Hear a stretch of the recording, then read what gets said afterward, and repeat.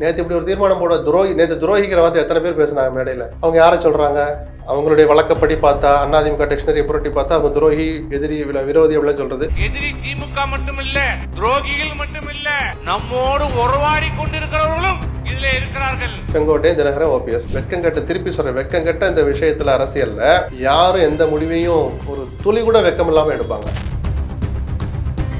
அது அவர் ஊழல் வழக்குகளை பட்டியலிட்டு அவர்களை நான் உள்ள தள்ளுவேன் அல்லது உள்ளது போக போறாங்கன்னு பேசுற பேச்ச ஸ்டாலின் திரும்ப திரும்ப கேட்கணும்னு ஆசைப்படுறேன். என்ன மாற்றம் மாற்றம் இல்ல, அவருக்கு அப்பயாவது உரைக்குதான்னு பார்க்க. திரு ஸ்டாலின், எடப்பாடி பழனிசாமி, அதிமுக, பாரதிய ஜனதாவோட கூட்டத்தான் சொல்லும். ஆட்சியில் ஏதாவது குறை இருக்கின்றதா சொல்லுங்கள், அதுக்கு பதில் சொல்ல நாங்கள் தயாராக இருக்கிறோம். அமித்ஷா வந்து இப்ப 2 பேர்ட்டையும் பேசிட்டேன், ராமதாஸ்டையும் பேச, அன்பன்டையும் பேச, 2 பேரும் இந்தியாவில் சேர்த்துக்கலாம் ஓகே ஜின்னு சொல்றாரா, இல்ல அன்புமணியை சேர்த்துக்கிறேன் ராமதாஸ் சேர்த்துக்க மாட்டேன்னு சொல்லுவாரா தெரியாது.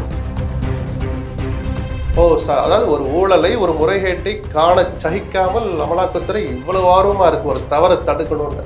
7 பேர் மேல எஃப்ஐஆர் போட்டு 4 வருஷம் ஆச்சு. அதிமுக முன்னாள் அமைச்சர் ஒருத்தர் வீட்டுக்காவது இடி போச்சா சார்? ஏன் போகல? அண்ணாமலை ஃபைல் 1, 2, 3 வெளியிட்டார்ல, நான் அப்போ கடுமையா சில வார்த்தைகளை பயன்படுத்தினேன். ரொம்ப அநாகரிகமான வார்த்தைகளை பயன்படுத்த மாட்டேன். கொஞ்சம் கோபத்துல சில வார்த்தைகளை சொன்னா அதை தூக்கி குப்பையில போட்டு தீ வச்சு கொளுத்துங்க. அந்த ஃபைல் எதுக்கு வெளியிட்டீங்க? நாக்கு வலிக்குவான்னு கேட்டேன். இந்த பக்கம் முன்கூட்டியே வெளியான தகவல்கள், இங்க பாஜகவுக்கு எடப்பாடி பழனிசாமி ஒரு அழுத்தம் கொடுத்துட்டு இருக்காரு. ஏன்னா அந்த வழக்குகள் எல்லாம் கையில் எடுங்க, ஒரு சிவியர் ஆக்ஷன் எடுங்க, ஏன் இப்படி அமைதியா இருக்கிறீங்கன்னு ஒரு அழுத்தம் கொடுக்குறாரு. இப்போ இந்த 2 புள்ளிகளையும் பொருத்தி பார்த்து இதனுடைய விளைவுகள் எந்த அளவுக்கு இருக்கும்னு எதிர்பார்த்து அந்த 3வது புள்ளி வெளியில் வந்துருச்சுல்ல. வேலை வேண்டுமா? ப்ளூ ஓஷன் இருக்கிறது.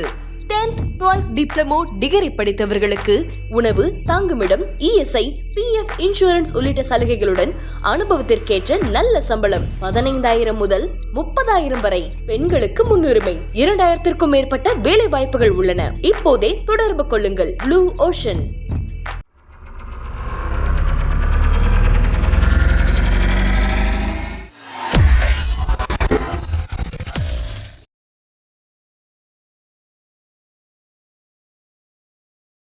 தமிழர்கள் அனைவருக்கும் அன்பு வணக்கம். இன்றைய சிறப்பு நேர்காணலில் நம்மோடு இணைந்திருப்பவர் மூத்த பத்திரிகையாளர் திரு SP லட்சுமணன் அவர்கள். அவரிடம் நடப்பு அரசியல் குறித்து பல்வேறு விஷயங்கள் பேசியிருக்கிறோம். வணக்கம் சார். வணக்கம் சார். இப்போ முக்கியமா நேற்று அதிமுகவினுடைய செயற்குழு பொதுக்குழு, அதுல நிறைய விஷயங்கள் பேசப்பட்டிருக்கு, உள்ளார்ந்து பேசலாம். பட் பொதுவா அதுல சொல்ல ஹைலைட்டடா இருந்த சில விஷயங்கள், அதிமுக தனித்தே பெரும்பான்மையோடு வெற்றி பெறும் அப்படிங்கிறதா இருக்கட்டும், அந்த வாக்கு சதவிகிதங்கள் இந்த அளவுக்கு நம்ம வெற்றி பெறுவோன்றதாக இருக்கட்டும், தீர்மானங்கள் மூலமாக சொல்லப்பட்ட விஷயமாக இருக்கட்டும், இதன் மூலமாக முக்கியமா அதிமுக யாருக்கு மெசேஜ் சொல்லியிருக்கிறாங்க அப்படின்னு முதல்ல நாம பார்க்க வேண்டியது. கவனிக்க தகுந்த விஷயங்களை நீங்க சொன்ன மாதிரி, கடந்த தேர்தலில் பிஜேபி வாங்கிய வாக்குகளையும் அதிமுக அணி வாங்கிய வாக்குகளையும் கூட்டினால் 40க்கு 40 தோற்ற பிறகும் கூட 84 சட்டமன்ற தொகுதிகளில் நாம வெற்றி பெற்றிருக்கிறோம், அதிக வாக்குகளை வாங்கியிருக்கோம். அதன்படி ஏதோ ஈக்குவேஷன் கணக்கு போட்டு 210 தொகுதிகளில் நம்ம ஜெயிக்க போறோம்னு சொல்லியிருக்கிறாரு.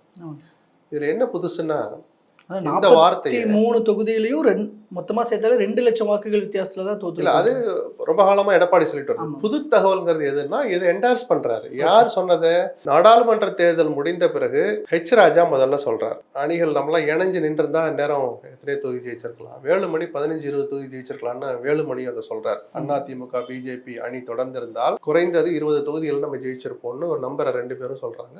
என்னை போன்ற பத்திரிகையாளர்கள் தேர்தலுக்கு முன்பாக இருந்தே சொல்லிட்டு இருக்கிறோம், நாடாளுமன்ற தேர்தல் என்றால் பிஜேபி வரம் தான், சட்டமன்ற தேர்தலில் பிஜேபியோட கூட்டணி வைப்பது சாபம் தான் சொல்லுவோம். ஏன்னா ஒரு வலுவான பிரதமர் வேட்பாளர், அந்த மக்களுடைய பார்வை, தமிழ்நாட்டு மக்களுடைய பார்வை எப்பயுமே நாடாளுமன்ற தேர்தலுக்கு ஒரு மாதிரி இருக்கும். அதில் ஜெயலலிதா அறுவடை செய்த தேர்தல்களும் உண்டு. 30 தொகுதி 12 தொகுதி தன் அணியை 98-99 வெற்றி பெற செய்த அணி அது. அதிமுக பிஜேபி அணி இருந்த போதும் சரி, அது இல்லாத போது திமுக அதே 30-28 இடங்கள்ல திமுக ஜெயிக்கிற அளவுக்கு பிஜேபியோட கூட்டணி வைத்தால் மக்கள் அதை ஒரு பொருட்டா எடுத்துக்கிறது இல்லை. அந்த பிரதான கட்சியின் மீது கோபத்தை காட்டுவதில்லை நாடாளுமன்ற தேர்தலின் போது. இதுக்கு பல உதாரணம் இருக்கு, எக்ஸம்ஷன்ஸ்ல 1-2 இருக்கலாம். அப்போ அதை எடப்பாடி ஆரம்பத்துல ஏத்துக்கல. இவங்க எல்லாம் சொன்னாங்க, எடப்பாடி அதை பத்தி பேசவே இல்லை. அதிமுக வாக்கு சதவீதம் உயர்ந்திருக்கிறாருன்னு போட்டாரு ஒரு போர்டு. அது என்ன கணக்குல சொன்னாருன்னு தெரியல. எனக்கு தெரிஞ்சு சராசரியா வாங்கிக்கிட்டு இருந்த காலத்துல விட 10% குறைஞ்சு, தோல்வி அடைந்த காலத்தில் கூட பெற்ற வாக்குகளை விட இன்னொரு 6-7% குறைஞ்சதே தவிர கூடிச்சுன்னு எதை வச்சு சொன்னாருன்னு தெரியல. நேற்று முதல் முறையா மேடையில அந்த அடிஷனை சொல்றாரு. அரித்மேட்டிக்கா சொல்றாரு. அதுல அவர் என்ன நினைக்க அல்லது நினைவுபடுத்த மறந்துட்டார், இல்லை எதிர்கால திட்டங்களுக்கு லேசா கோடு போட்டு வைக்கிறாரான்னு தெரியல. அந்த பிஜேபி அணி வாங்கிய வாக்குகள் அப்படின்னு ஒரு வார்த்தை இருக்குல்ல தலைப்புல, யாரெல்லாம் இருந்தா அதுல? தினகரன், ஓபிஎஸ், பிஜேபி எல்லாம் இருந்தாங்கல்ல, தேமுதிக, அப்ப இவங்களோட இருந்தாங்க, அண்ணாதிமுக இருந்தாங்க. அந்த பிஜேபி அணி வாங்கிய இதுலயே இந்த 3 பேர் குறிப்பிடத்தகுந்தவங்க இருந்தாங்களே, தேவநாதன், பாரிவேந்தர், இதெல்லாம் ஒரு பக்கம் இருக்கட்டும், அவங்க இன்னைக்கு இருக்கிறாங்க கூட வச்சு, அப்போ அவர்கள் வாக்குகளையும் நான் கணக்கில் எடுத்துக்கொள்ள தயாராகிவிட்டேன்னு சொல்ல வராரா? அதான் புது தகவல். நம்ம அப்படிதான் பார்க்கணும், இன்டர்பிரட் அப்படிதான் நான் பார்க்கிறேன். இல்ல அதை மறந்துட்டு அப்படி ஒரு இதே என்டார்ஸ் பண்ணாமலேயே ஒரு ஒப்பீட்டளவுல சும்மா ஒரு கணக்குக்காக சொன்னாரா நமக்கு தெரியாது. அது ஒரு புது விஷயத்தை பொது மேடையில வெளிப்படையா ஒத்துட்டு இருக்கிறார். ரெண்டாவது, அதிமுக தனிப்பெரும்பான்மையுடன் ஆட்சி அமைக்கும்னு சொல்லல, தனிப்பெரும்பான்மையுடன் தனித்தே ஆட்சி அமைப்போன்னு ஒரு வார்த்தையை கூடுதலாக சொல்லியிருக்காங்க. அந்த பொதுக்குழுடைய அவுட்கம் தான் நம்ம பார்க்கணும். அது ஒரு தடவை தீர்மானத்தில் இருந்தாலும் சரி, இவருடைய வார்த்தையில வந்தாலும் சரி, கூட்டணி ஆட்சி என்கிற கேள்விக்கு இடம் இல்லைங்கிறத ஒரு அழுத்தம் திருத்தமா சொல்லியிருக்காங்க. இது அமல்படுத்துவாங்களா, துணிச்சல் வருமா, அதுக்கு ஆட்சியை பிடிப்பாங்களா, இதெல்லாம் வேற. நேற்று என்ன சொல்லியிருக்காங்களோ இது ரெண்டாவதா நான் கவனிச்ச ஒரு விஷயம். இன்னொன்று எல்லாரும் புதுசா பாக்குறாங்க, நான் அப்படி பார்க்கல. கூட்டணியில் யாரை சேர்ப்பது அப்படிங்கிற முடிவெடுக்கிற அதிகாரத்தை பொதுச் செயலாளர் எடப்பாடிக்கு வழங்குவதில்லை. இது ஒரு பெரிய பிரம்ம ரகசியமும் இல்லை, இது புது விஷயமும் இல்லை. அதிமுக வரலாற்றுலையும் இல்லை, அரசியல் வரலாற்றுலையும் அப்படி கிடையாது. இல்ல சார், பொதுவா அப்படி இருந்திருக்கலாம். 100% சிச்சுவேஷன்ல ஓபிஎஸ் டிடிவி உள்ள சேர்த்துக்கணும்ன்ற அழுத்தம் இல்ல, அது நீங்க வெளியில எடுத்துக்கிட்டு வர்ற விஷயங்கள். ஒரு கட்சியினுடைய பொதுக்குழு தேர்தல் கண்ணுக்கட்டுல தூரத்துல இருக்கிற போது, கை கட்டுகிற தூரத்துல இருக்கிற போது, எந்த அரசியல் கட்சியும் அந்த கட்சியினுடைய தலைவருக்கு கொடுக்குற அதிகாரம் தான் அது. விஜய்க்கே கொடுத்தாங்கல்ல செயற்குழு, 1 மாசம் முன்னாடி நடந்துச்சுல செயற்குழு, தீர்மானத்தை எடுத்து படிச்சு பாருங்க. விஜய் தான் முதலமைச்சர் வேட்பாளர், தாவேகா தலைமையில் ஒரு அணி அமையும், அதில் கூட்டணி பற்றி முடிவெடுக்கிற அதிகாரத்தை விஜய்க்கு முழு அதிகாரமும் விஜய்க்கு இருக்கு. இந்த ரகசியமா சார் அது. இப்போ இவர் போட்டனால நீங்க மற்ற விஷயங்களை போயிட்டு, அப்ப இவங்க டெல்லிக்கு போயிட்டு வந்துட்டு இருக்காங்களே, அண்ணாமலை ஷண்டிங் அடிக்கிறாரு, அப்போ அது இதுக்கு தானா இல்ல அதுக்கு நோ சொல்றாரா அப்படின்னு நீங்க உங்களோட இன்டர்பிரேஷனை பாக்குறீங்க. அதிமுக பொறுத்த வரைக்கும் அது புதுவிதமான தீர்மானமும் அல்ல, திகைக்க வைக்கிற தீர்மானமும் இல்ல, வழக்கமா போடுற தீர்மானம். இதுல இவர் எவ்வளவு தூரம் உறுதியா இருக்கிறாரு அப்படின்னு தான் நம்ம கவனிக்க ஆரம்பிக்கும். அமித்ஷா இப்ப 2 பேர்ட்டையும் பேசிட்டேன், ராமதாஸ்டையும் பேச, அன்பன்ட்டையும் பேச, 2 பேரும் இந்தியால சேர்த்துக்கலாம் ஓகே ஜின்னு சொல்றாரா, இல்ல அன்புமணியை சேர்த்துக்கிறேன் ராமதாஸ் சேர்த்துக்க மாட்டேன்னு சொல்லுவாரா தெரியாது. தினகரன் ஓபிஎஸ் பேசிட்டேன், அவங்க அதிமுக ஒருங்கிணைங்க இல்லையா, அவங்க சின்னத்துல நிப்பாங்க, ஏதாவது சொல்றாரா, இவர் ஏத்துப்பாரா மறுப்பாரா தெரியாது. எடப்பாடியினுடைய உறுதியை வரப்போற நாட்கள்ல பார்த்துட்டு தான் நம்ம சொல்லணுமே தவிர, இந்த தீர்மானம் ஒரு புதுமையான தீர்மானம் இல்லைன்னா. அதுலயும் கூட இப்போ கூட்டணி கட்சிகள் மேற்கொண்டு வர்றாங்களா, அதுவும் எடப்பாடி பழனிசாமி அவர்கள் அதிமுகவை நம்பி வரப்போறாங்களா இல்லையா அப்படிங்கிற சிச்சுவேஷனும் அதை தீர்மானிக்கும் எடுத்துக்கலாம். கடைசி கட்டத்துல இந்த தீர்மானத்துக்கு அவங்களுடைய முடிவுக்கு சம்பந்தமே இல்லையே. நேற்று நடந்த அதிமுக பொதுக்குழுவுக்கும் அதுக்கும் சம்பந்தம் இல்லை. இது அரசியல் சார். நேற்று இப்படி ஒரு தீர்மானம் போட நேற்று துரோகிக்கிற வார்த்தை எத்தனை பேர் பேசினாங்க மேடையில? அவங்க யாரை சொல்றாங்க? அவங்களுடைய வழக்கப்படி பார்த்தா, அதிமுக டிக்ஷனரியை புரட்டி பார்த்தா, அவங்க துரோகி, எதிரி, விரோதி அப்படின்னு சொல்றது செங்கோட்டையன், தினகரன், ஓபிஎஸ், சசிகலா கூட அப்படியே மறந்துருப்பாங்க. இந்த 3 பேரை பிரதானப்படுத்தி மறைமுகமா நேற்று பேசுறாங்கல்ல. இந்த செங்கோட்டையன் வேற கட்சியில போய் சேர்ந்தார். ஓபிஎஸும் தினகரனும் அதிமுகவிலோ அல்லது என்டிஏ அணியிலோ இணையவே மாட்டார்கள் அப்படின்னு உறுதியாக தான் சொல்ல முடியுமா? அதிமுக தீர்மானத்தை தொடச்சு போட்டு போயிடுவாங்க, நாமளும் மறந்துட்டு அடுத்த விஷயத்துக்கு போயிடுவோம். வெட்கம் கெட்ட அரசியல்ல எதுவும் சாத்தியம். அதனால இப்படி தீர்மானம் போட்டாங்களே சார், இப்படி ஒரு அறைகோல் விடுத்துட்டாரே சார், இவர் சூளுரைத்துட்டாரே சார்லாம் யாரையும் எதையும் நம்பாதீங்க. அதெல்லாம் ஒரு நாள் கூத்து தான். சூழல் தான் தீர்மானிக்கும், இறுதி கட்ட சூழல் தான் எதையும் தீர்மானிக்கும். டிடிவி ஓபிஎஸ் ஓட அடுத்த கட்ட பார்வைன்றது தாவேகா பக்கம் திரும்பி இருக்குன்னு ஒரு கால்குலேஷன் வைக்கிறாங்கல்ல, அது சாத்தியப்படும் நினைக்கிறீங்களா? வாய்ப்பு, அது ஒரு வாய்ப்பு சார்.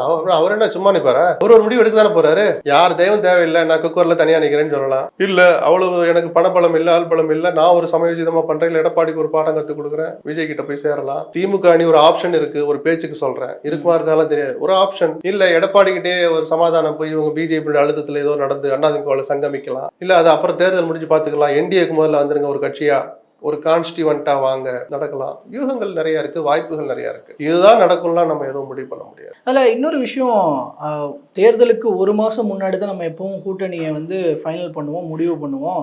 அதே போல வழக்கப்படி அதே மாதிரி தான் நடக்க வாய்ப்பு இருக்கு, நடக்கும்.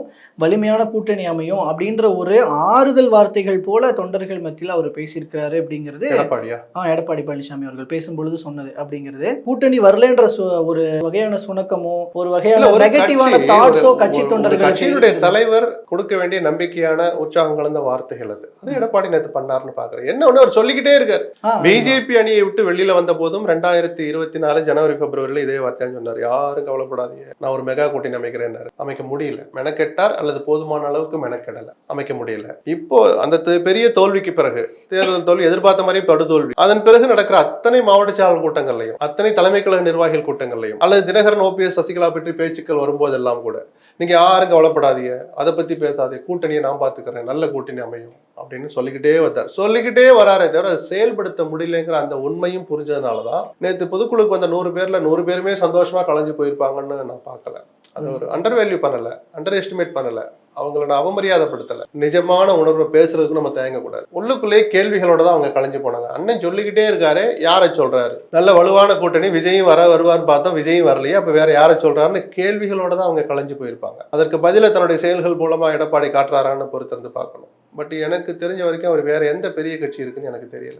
முன்னாடி சொல்லும் போது கூட விஜய் தான் சொல்லிட்டு இருந்தாங்க. ஆமா, அது வரல. கிட்டத்தட்ட முடிவான பிறகுன்னு ஒரு வார்த்தையை போட்டு டிஸ்கிளைமர் போட்டு தான் பேசணும். நம்பி எதையும் சொல்லிடாதீங்க. வெட்கங்கட்ட, திருப்பி சொல்றேன், வெட்கங்கட்ட இந்த விஷயத்துல அரசியல்ல யாரும் எந்த முடிவையும் ஒரு துளி கூட வெக்கம் இல்லாம எடுப்பாங்க. இன்னைக்கு இருக்கிற ஒரு விளக்கு வெளியில வந்த வார்த்தைகளை கொஞ்சம் மரியாதை கொடுத்து கவனிச்சு எடுத்துக்கிட்டு ஆய்வு பண்ணா விஜய் வர்றதுக்கு வாய்ப்பு இல்லைன்னு சொல்லலாம். ஆனா விஜய் வருவதற்கான வாய்ப்பு இருக்கும்னு சொல்லி இன்னமும் ஏதோ ஒரு மூலையில பேசிட்டே இருக்கிறாங்க. நம்பிட்டு இருக்காங்க சார். நீங்க இந்த ஒரு 2-3 மாசமா வதந்திகளை கிளப்பி விட்டு காங்கிரஸ் விஜயோட சேரப்போகுதுன்னு சொல்லி அந்த வதந்திகளுக்கு ஓரளவுக்கு முற்றுப்புள்ளி வைக்கிற மாதிரி காங்கிரஸ் கட்சி ஒரு அணியை அமைச்சு, ஒரு குழுவை அமைச்சு, அந்த குழு திமுக தலைவரை அல்லது அந்த கூட்டணியுடைய தலைவர் ஸ்டாலினை போய் அறிவாலயத்துல பார்த்துட்டு வந்து ஒரு வாரம் ஆகியும் கூட நீங்க எழுதி வச்சுங்க காங்கிரஸ் விஜயோட சேரும்பாங்க. இன்னும் நடக்குது, வதந்தி போய்கிட்டு தான் இருக்கு. பொங்கல் அன்னைக்கு கையெழுத்தாகுது சார், காங்கிரஸ்க்கு 75 தொகுதி சார், விஜய் ஒத்துக்கிட்டாரு சார். இன்னைக்கு சொல்ற யாரோ இல்ல, காங்கிரஸ் எம்பிக்கள் இன்னைக்கு இருக்கிறாங்க. எதுவுமே அது ஒரு ப்ராசஸ் நடக்கும்போது ராகுல் கூடவே இருக்கிற அந்த நிர்வாகி ஒருத்தர் அவர் தனிப்பட்ட முறை போயிட்டு அவர் ஒரு பேட்டி கொடுத்ததா சொன்னாங்க. பிரிண்ட்ல பார்த்தோம், விஷுவல பார்த்தோம். அப்புறம் அவரே பல்ட்டி அடிச்சு இல்லைன்னு அப்படி பார்க்கல, அவர் சொல்லி போகல வரல அப்படின்றார். ஒரு கலாட்டா பண்றதுக்கு இன்னும் சில தனிநபர்கள் இருக்கிறாங்கிறதுக்கு நம்ம ஒரு உதாரணம் எடுத்துக்கலாம். அதை தாண்டி பிரவீன் சக்கரவர்த்தியை பத்தி ரொம்ப பேசணும்னு அவசியம் இல்லை சார். இதுல இன்னொரு விஷயம் எடப்பாடி பழனிசாமி அவர்கள் மேற்கோள் காட்டுறாரு. அதாவது இந்த 2011 தேர்தல் வழக்கு முதல்வர் மு க ஸ்டாலின் அவர்களுக்கு எதிராக சைதை துரைசாமி அவர்கள் தொடுத்தது. அதை திரும்பவும் அதிமுகவினர் எல்லாம் ஒரு மேற்கோள் காட்டி பேசிட்டு இருக்கிறாங்க. இதன் மூலமாக ஒரு சிக்கல் தேர்தலுக்கு வருமா அப்படின்ற மாதிரி ஒன்றும் நடக்காது. அது விவாதிக்கிறதுக்கே ஒரு சொத்தையான விஷயம். அது அவருடைய தகுதி நீக்கம் செஞ்சு ஸ்டாலின் தேர்தலில் போட்டியிடுவது தடுத்துருவாங்களா? அது வாய்ப்பு ரொம்ப குறைவு. தேர்தல் வழக்குகள் நார்மலான ஒரு தீர்ப்பே வரட்டுமே, அப்பீல் ஒன்று இருக்குல்ல, தகுதி இழப்புலாம் வர்றதுக்கெல்லாம் வாய்ப்பு ரொம்ப குறைவு. இன்னும் அதுக்கான ரயலே நடந்த மாதிரி எனக்கு தெரியல. இதுல ஒரு பெரிய லிஸ்ட் அவுட் ஒன்று போடுறாருங்க சார். ஏன்னா ஊழல் அப்படின்னு ஒன்று சொல்லும் பொழுது பொதுவா சொல்லாம இந்தந்த அமைச்சர்கள் மேல இந்தந்த துறைகள்ல இப்படிலாம் இந்த அளவுக்கான ஒரு ஊழல் புகார்கள் இருக்கு, இது எல்லாமே கூடிய சீக்கிரம் எல்லாரும் ஒரு பத்திரமான இடத்துக்கு போவாங்க எல்லா அமைச்சர்களுன்ற மாதிரி ஒரு வார்த்தையை பிரயோகப்படுத்தி சொல்றாரு. இந்த பக்கம் முன்கூட்டியே வெளியான தகவல்கள் இங்க பாஜகவுக்கு எடப்பாடி பழனிசாமி ஒரு அழுத்தம் கொடுத்துட்டு இருக்காரு. ஏன்னா அந்த வழக்குகள் எல்லாம் கையில் எடுங்க, ஒரு சிவியர் ஆக்ஷன் எடுங்க, ஏன் இப்படி அமைதியா இருக்கிறீங்கன்னு ஒரு அழுத்தம் கொடுக்குறாரு. இப்போ இந்த 2 புள்ளிகளையும் பொருத்தி பார்த்து இதனுடைய விளைவுகள் எந்த அளவுக்கு இருக்கும்னு எதிர்பார்த்து 3வது புள்ளி வெளியில் வந்துருச்சுல்ல, அமலாக்கத்துறை கடிதம் தமிழ்நாடு அரசு நேரு மீது ஆதாரங்கள் எங்ககிட்ட இருக்கு. எடப்பாடி பேசின அந்த ஒரு பார்ட்டை மட்டும் கட் பண்ணி ஷார்ட்ஸ் போடுவோம்ல யூடியூப்ல, அந்த ஷார்ட்ஸை ஸ்டாலினுக்கு அனுப்பி வைக்கணும். அந்த ஷார்ட்ஸ் அவர் பார்த்துக்கிட்டே இருக்கணும்னு நான் ரொம்ப ஆசைப்படுறேன். நான் அது அவர் ஊழல் வழக்குகளை பட்டியலிட்டு அவர்களை நான் உள்ள தள்ளுவேன் அல்லது உள்ளது போக போறாங்கன்னு பேசுற பேச்ச ஸ்டாலின் திரும்ப திரும்ப கேட்கணும்னு ஆசைப்படுறேன். என்ன மாற்றம் வந்துடும்? மாற்றம் இல்ல, அவருக்கு அப்பயாவது உரைக்குதான்னு பார்க்கணும். நம்ம தமிழ்நாட்டு மக்களுக்கு என்ன வாக்குறுதி கொடுத்தோம்? சரி, தனி நீதிமன்றம் அமைப்போன்ற அளவுக்கு ஊழலுக்கு எதிராக குரல் கொடுத்தோமே, எடப்பாடி மேல ஒரு எஃப்ஐஆராவது நம்ம போட்டோமா? போடுங்கன்னு உயர் நீதிமன்றம் 3 முறை சொன்னது. அறப்போர் இயக்கம் தொடர்ந்த வழக்குல அவங்க நினைச்சா எடப்பாடி சேர்த்து போட முடியும். நான் சொல்லல, ஸ்டாலின் சொன்ன வார்த்தையை நான் ஞாபகப்படுத்துறேன், போடல. அதுக்கு சில காரணங்கள், இவங்களே போய் காலில் விழுந்திருக்கலாம், மறைமுகமா போய் சில பேர் வரலாறு சொல்லும். இன்னைக்கு சரியாது, வரலாறு நாளைக்கு நிச்சயம் சொல்லும். உள்ளுக்குள்ள ஸ்டாலினுடைய அண்டர்ஸ்டாண்டிங் இருக்குன்னு நான் சொல்லல. திமுக தொண்டன் லட்சக்கணக்கான பேர் பேசிட்டானே, எங்க தலைவரும் எடப்பாடியும் பேசுறானா இல்லையான்னு உளவுத்துறை வச்சு கேட்டு பாருங்க. அதனாலதான் ஸ்டாலின் வெக்கப்படணும்னு நான் சொல்றேன். இந்த நிலைமைக்கு அந்த தலைவர், ஒரு கட்சியினுடைய தலைவர் ஆளாகக்கூடாது, ஒரு மாநிலத்தின் முதலமைச்சர் ஆளாகக்கூடாது. இந்த விஷயத்துல அவர் எவ்வளவோ விஷயத்துல பெருந்தன்மையா நடந்துக்கிறார். ரொம்ப உயர்ந்த இடத்துக்கு போயிட்டார். கலைஞரை ஒப்பிடுகிற போது, பழைய ஸ்டாலினை ஒப்பிடுகிற போதே கூட எவ்வளவு உயர்ந்த இடத்துக்கு போயிட்டார் ஸ்டாலின். நான் பல நேரங்கள்ல அதை பாராட்ட தவற மாட்டேன். இந்த விஷயத்துல அவர் தலைகுனிவை சந்திக்கிறார் தான் நான் சொல்லுவேன். அப்போ நம்மளுடைய மௌனத்தை வச்சுக்கிட்டு இவர் நம்மளையே இப்படி இது பண்றாருன்னு அவர் தான் வெக்கப்படணும். ஒரு திமுக தொடர்ந்து துடிப்பான் சார். இவர் அந்த ஷார்ட்ஸை பார்த்து வெக்கப்படுவார் சொல்றேன். ஒரு திமுக காரனா அந்த வீடியோ பார்த்து வேதனையில துடிப்பான் சார். தப்பு செஞ்சா எல்லாரும் மேலே தானே சார் எடுக்கணும். இன்னைக்கு அமலாக்கத்துறை இவ்வளவு அக்கறையா கடிதம் எழுதுறீங்கல்ல, நேருவை பற்றிய ஆதாரங்கள் எங்களிடம் இருக்கிறது, எஃப்ஐஆர் போடுங்க. போட்டா ஏன்னா இவங்க வீட்டுக்குள்ள போயிடலாம். எஃப்ஐஆர் போய் இங்க போலீஸ்ல போட்டாச்சுன்னா இவங்க இடி உள்ள போயிடலாம், ECIR பதிவு பண்ணிக்கிட்டு. அதாவது ஒரு ஊழலை, ஒரு முறைகேட்டை காண சகிக்காமல் அமலாக்கத்துறை இவ்வளவு ஆர்வமா இருக்கு ஒரு தவறை தடுக்கணும்னு. 7 பேர் மேல எஃப்ஐஆர் போட்டு 4 வருஷம் ஆச்சு. அதிமுக முன்னாள் அமைச்சருங்களா ஒருத்தர் வீட்டுக்காவது இடி போச்சா சார்? ஏன் போகல? அப்போ நேரு மீது நீங்கள் எடுக்க போற நடவடிக்கைகள் எடுக்க ஆர்வம் காட்டுறீங்களே, அது உங்களிடம் இருப்பதாக சொல்லப்படுகிற ஆதாரம், இது அத்தனையும் தமிழ்நாட்டு மக்கள் ஒரு கேலி பொருளா தான் பாக்குறாங்க. அப்ப ஊழல் எதிர்ப்பு என்கிற அந்த ஆயுதத்தை ஒரு படத்துல விவேக் நைட்டெல்லாம் ஒட்டிக்கிட்டு இருப்பாரு, அந்த அம்மா இப்படி காலில் தள்ளிட்டு போகும்ல, இதைத்தான் நைட்டெல்லாம் ஒட்டினியான்னு அப்படி நக்கலா பார்க்க ஆரம்பிச்சிட்டாங்க. உங்களிடம் அவ்வளவு ஆதாரங்கள், எலக்ட்ரானிக் ஆதாரம், பேப்பர் ஆதாரம், வாட்ஸ்அப் ஸ்கிரீன்ஷாட் எல்லாம் இருந்தும் மக்கள் அதை ஒரு துளி கூட மதிக்காததுக்கு யார் தெரியுமா காரணம்? அமலாக்கத்துறை தான் காரணம். ஏன்னா ஒரு சார்பாவே கொண்டாந்து திணிக்கிறீங்களே, நீங்க ஆதாரம் இருந்து எஃப்ஐஆர் போட்டு பிரிலிமினரி என்கொயரி நடந்து அதுக்கப்புறம் சார்ஜ் ஷீட்டும் போடுற நிலைமையில 4 மந்திரிங்க பழைய மனிதர்கள் வழக்குல 4 சார்ஜ் ஷீட் ரெடியா இருக்கு. இவ்வளவுக்கு பிறகு இன்னைக்கு வரைக்கும் அந்த பக்கம் திரும்பி கூட பார்க்கலைன்னா அப்போ அரசியலுக்காக அமலாக்கத்துறை விளையாடுகிறதுன்னு திமுக சொல்ற குற்றச்சாட்டுலையும் மக்கள் மனசுக்குள்ளேயே நினைக்கிறதுலையும் 100% நியாயம் இருக்கு. சார், அதை பார்க்குற மக்கள் அதே போல மறுபக்கம் இங்க ஏதோ ஒரு திமுகவினுடைய முக்கிய புள்ளிகள் அங்க போய் சந்திச்சுட்டு வந்ததுக்கு அப்புறம் தானே இது நடக்காம இருக்கு. அப்போ திமுகவும் இதை நான் இப்ப சொல்லல, அண்ணாமலை ஃபைல் 1, 2, 3 வெளியிட்டார்ல, நான் அப்போ கடுமையா சில வார்த்தைகளை பயன்படுத்தினேன். ரொம்ப அநாகரிகமான வார்த்தைகளை பயன்படுத்த மாட்டேன், கொஞ்சம் கோபத்துல சில வார்த்தைகளை சொன்னேன். அதை தூக்கி குப்பையில போட்டு தீ வச்சு கொளுத்துங்க. அந்த ஃபைல் எதுக்கு வெளியிட்டீங்க? நாக்கு வலிக்கவான்னு கேட்டேன். ஒரு துளி அண்ணாமலே ஆர்வம் காட்டினார் அதுல. சரி, பொது வெளியில உங்களுக்கு கிடைச்ச ஆதாரத்தை வச்சுக்கிட்டு நீங்க இன்னைக்கு 2 லெட்டர் எழுதுறீங்களா? நீங்கள் ஆளுகிற, உங்களை நிர்வகிக்கிற கட்சி ஆளுகிற மத்திய அரசு இருக்கு, அந்த கட்சியினுடைய மாநில தலைவர் இங்க ஆதாரங்களோடு ஃபைல்ஸ் வெளியிடுறார். இந்த ஆதாரங்கள் பொது வெளியில் கிடைக்க பெற்றிருக்கிறது. இது தொடர்பாக நீங்கள் ஒரு வழக்கை பதிவு செய்யுங்க. அமலாக்கத்துறை எழுதிச்சா? எழுதவும் இல்லை. இப்படி ஒரு லெட்டர் எழுதுங்கன்னு அண்ணாமலையும் சொல்லல. அப்போ இந்த டைஅப், இந்த உள்ளூர சந்திப்புகள், உள் ஏற்பாடுகள் அண்ணாமலை காலத்திலேயே தொடங்கிடுச்சுன்னு நான் அப்பயும் சந்தேகப்பட்டேன்னு நான் சொன்னேன். மக்கள் சந்தேகப்படுறாங்கன்னு நான் சொல்றேன். புரியுதுங்களா? ஆதாரத்தை வச்சுட்டு ஏன் சார் நீங்க கம்முன்னு இருக்கீங்க? இல்ல, அதுதான் சார் அதோட டிராபேக். பாஜகவுக்கு மட்டும் போய் சேருதா, திமுகவுக்கும் போய் சேருதா மக்கள் மத்தியில்? இல்ல, இதெல்லாம் நம்ம ஒரு நாள் விவாதத்துக்கு கூத்துக்கு தான் பயன்படும். எலெக்ஷன் நடக்கிற போது பிரச்சனைகள் வேற மாதிரி போயிடும். பொதுவெளியில விவாதத்துக்கு வர்ற சில விஷயங்களை நம்ம ஒரு 1/2 மணி நேரம் பேட்டி எடுக்கணும், ஒரு இன்டர்வியூ போடணும்ட்டு நம்ம எல்லாம் பேசுறோம். உங்களுக்கும் வேற வேலை இல்லை, எனக்கும் வேற வேலை இல்லை. இதுல ஏதாவது நயா பேசா பிரயோஜனம் இருக்கா? யாராவது துளியாவது கவலைப்படுறாங்களா சார்? ஊழலை ஒழிக்கணும்னு ஏதாவது இருக்கா சொல்லுங்க. சரி, எடப்பாடி இவ்வளவு தூரம் பேசுறாங்க, ஏதாவது மற்ற விஷயங்கள் எதிரியா இந்த துறையில இவ்வளவு % நீங்க லஞ்சம் வாங்குறீங்க, வாங்கலையா இல்லையா? என்னைக்காவது எடப்பாடி கேட்டிருப்பாரா? நெடுஞ்சாலைத்துறையில, பொதுப்பணித்துறையில, அந்த துறையில, இந்த துறையில எவ்வளவுன்னு அவருக்கும் தெரியும். அவருக்கு வேண்டப்பட்ட கான்ட்ராக்டர்கள் இந்த ஆட்சியிலே வேலை செய்யறாங்க. என்னைக்காவது பெர்சன்டேஜை பத்தி எடப்பாடி பேசிருப்பாரா? பேச மாட்டார். எடப்பாடி காலத்துல ஸ்டாலினும் பேச மாட்டார். ஊழல் புறையோடி போயிடுச்சு. குறைஞ்சபட்சம் வெளியில தெரிகிற சில தவறுகளை வயிற்றுல அடிக்காத அளவுக்கு பண்ணி தொலைங்க. அதுக்கு தாண்டி வர்றது மேலேயாவது 1-2 நடவடிக்கை எடுங்க, எடுக்கிற மாதிரியாவது நடிங்கிற அளவுக்கு மக்கள் வந்துட்டாங்க. அது கூட நடக்கிறது இல்லை இந்த நாட்டில். வெட்கக்கேடான விஷயம். இந்த பேச்சுல நிறைவா ஒரு விஷயத்தோட முடிக்கலாம்னு நினைக்கிறேன். இந்த தீர்மானம் நீதித்துறையில அரசு தலையிடக்கூடாதுன்னு ஒரு தீர்மானம் இது பண்றாங்க. ஆனா அது இப்ப தற்போது அந்த திருப்பரங்குன்றம் விவகாரம் விஷயமா இருக்குது அப்படிங்கிறதையும் புரிஞ்சுக்க முடியுது. ஆனா அதுல ஏன் திருப்பரங்குன்றம்ன்ற வார்த்தையை பயன்படுத்த அதிமுக தயங்குகிறதுன்னு ஒரு கேள்வியை கேட்கிறாங்க. ஏன்னா அது கிட்டத்தட்ட மத அரசியலுக்குள்ள கொண்டு போய் சிக்க வச்சுட்டாங்க. நான் ரொம்ப டீட்டெயிலா உள்ள போக வேண்டாம். தேர்தல் பயம் திமுக இருக்கிற அளவுக்கு அதிமுக இருக்குல்ல. பிஜேபி அதை பத்தி கவலைப்படுறது இல்லை. அவங்க உதவி துண்டத்து ஓட்டு போயிட்டே இருப்பாங்க. அதிமுக அப்படி இடது கையால் புறம் தள்ள முடியாது சிறுபான்மையினர் மக்களை, அவர்களுடைய உணர்வுகளை. ஏன்னா அப்படிதான் பேசி ஆகணும் அந்த விவகாரத்தை. அதனால அவங்க ஜாக்கிரதையா தான் கையாளுறாங்க. நீதித்துறையில் அரசின் தலையீடு இருக்கக்கூடாதுன்னா சிறுபிள்ளைத்தனமான தீர்மானம் அது. நீதித்துறை என்ன சொன்னா ஒரு வழக்குல அரசு தலையிட, அரசு தானே சார் ஒரு பார்ட்டியை. HRNC EO அவர் யாரு? அவரு ஆன்மீக பெரியவரா? அரசாங்கத்தின் ஒரு அங்கம் சார். அவர் ஒரு பார்ட்டி சார். அந்த நீதிமன்ற அவமதிப்பு வழக்குல போலீஸ் கமிஷனர் ஆஜராக சொல்றாரு, மாவட்ட ஆட்சியர் ஆஜராக சொல்றாரு. இவங்க எல்லாம் யாரு? மடத்தில் அந்த இந்த வேலை செய்கிற அந்த இவர்களா, சீடர்களா? அரசாங்கத்தின் ஊழியர்கள் சார். அரசாங்கம் ஒரு தரப்பு ஒரு வழக்குல, அந்த வழக்குல அரசு ஒரு நிலைப்பாட்டை எடுத்தது ஆகணும். இவர்கள் தெய்வமாக மதிக்கிற ஜெயலலிதா ஒரு நிலைப்பாட்டை எடுத்தார், ஒரு தீர்ப்பை வாங்கினார். அந்த தீர்ப்பு 2 நீதிபதிகளால் அளிக்கப்பட்டது. அதை ஒரு நீதிபதி மறுத்தோ மாற்றியோ எழுத முடியாதுங்கிற சட்ட நடைமுறையை மீறிட்டார்னு சொல்லிதான் உச்சநீதிமன்றத்துக்கு வழக்கு போயிருக்கு. இந்த வழக்கு மட்டுமல்ல, இந்த வழக்கே இல்லை, ஏற்கனவே நாங்க இதே நீதிபதி மேல இம்பீச்மெண்ட் தீர்மானம் கொடுத்திருக்கிறோம் 13 குற்றச்சாட்டுகளை சொல்லி. அதை நினைவுபடுத்துவதற்கு திருப்பரங்குன்ற விவகாரம் ஒரு இதா இருந்தே தவிர, இந்த திருப்பரங்குன்றத்துல ஒரு தீர்ப்பு கொடுத்தனாலதான் நாங்க இந்த இம்பீச்மெண்ட் தீர்மானம் கொடுத்தோன்னு சிவா விளக்கம் கொடுத்துருக்கு. அது தவறான விமர்சனம். நாங்க முந்தைய தீர்மானத்தை நினைவுபடுத்துற மாதிரி புதுசா ஒரு பெட்டிஷன் கொடுத்திருக்கிறோம் அப்படின்னு தான் சொல்லியிருக்கிறாங்க. ஸோ நீதித்துறையில் அரசின் தலையீடோ, அரசியல் நீதித்துறையின் தலையீடோ ஒரு எல்லை தாண்டி இருக்கக்கூடாது நம்ம ஏற்றுக்கலாமே தவிர, நேற்றைய தீர்மானம் கொஞ்சம் வளவலா குளவலான் இருந்தால் அதில் ஆச்சரியம் இல்லை. தேர்தல் கண்டுகட்டில் தூரத்தில் வச்சுட்டு எந்த சமுதாயத்தையும் எந்த மதத்தையும் ஒதுக்கி தள்ளுவதற்கோ புறக்கணிப்பதற்கோ அதிமுக அல்ல, எந்த இயக்கமும் முட்டாள் இயக்கம் அல்ல. பல்வேறு கருத்துக்களையும் தகவல்களையும் பகிர்ந்து கொண்டமைக்கு நன்றி.